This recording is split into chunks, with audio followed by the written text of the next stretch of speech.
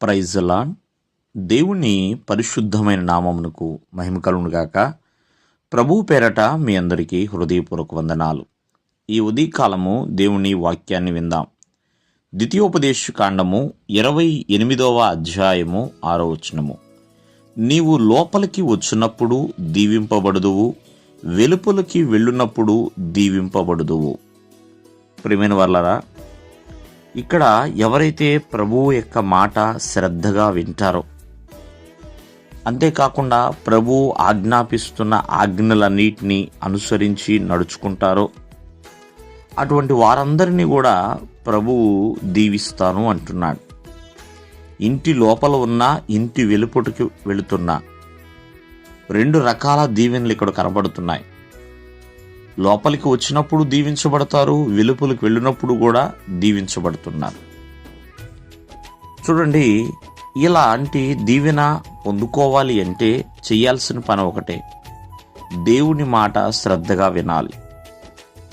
దేవుడు ఏ ఆజ్ఞలైతే పెట్టాడో ఆ ఆజ్ఞలన్నింటినీ అనుసరించి నడవాలండి.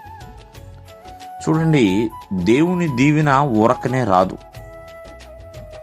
ఆయన మనకి దీవెన కలుగునట్లుగా ఆజ్ఞ ఇస్తాడు. ప్రతి ఒక్కరూ కూడా దేవుని ద్వారా దీవెన పొందుకోవాలి. అది ఏ విషయమైనా కావచ్చు. ప్రియమైన వాళ్ళ కుటుంబ విషయంలో కావచ్చు, ఉద్యోగము, వ్యాపారము, పొలము, ఇలా ప్రతి స్థలాల్లో కూడా దీవించబడాలి అంటే దేవుడు ఆజ్ఞలు పాటించాల్సిందే.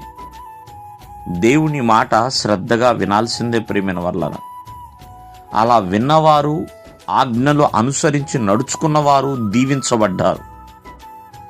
సమృద్ధి అయిన దీవెన వారు పొందుకున్నారు. 2 దీవెనలు వారు చూడగలిగారు.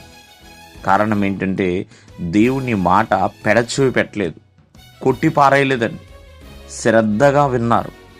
కావున ఈ ఉదయకాలమందు ప్రభు మాట శ్రద్ధగా వింటే వెలుపట లోపట దీవించబడతావు అనే విషయాన్ని జ్ఞాపకం చేసుకోండి. ప్రియమైన వాళ్ళరా, అబ్రహాము ఎక్కడికి వెళ్ళిన చోటల్లా దేవుడు దీవించాడు.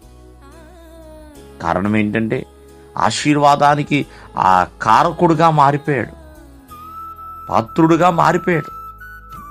ఆ స్థాయికి వచ్చాడంటే దేవుడు ఏ మార్గాలైతే ఇచ్చాడో ఆ మార్గమును అనుసరించాడండి.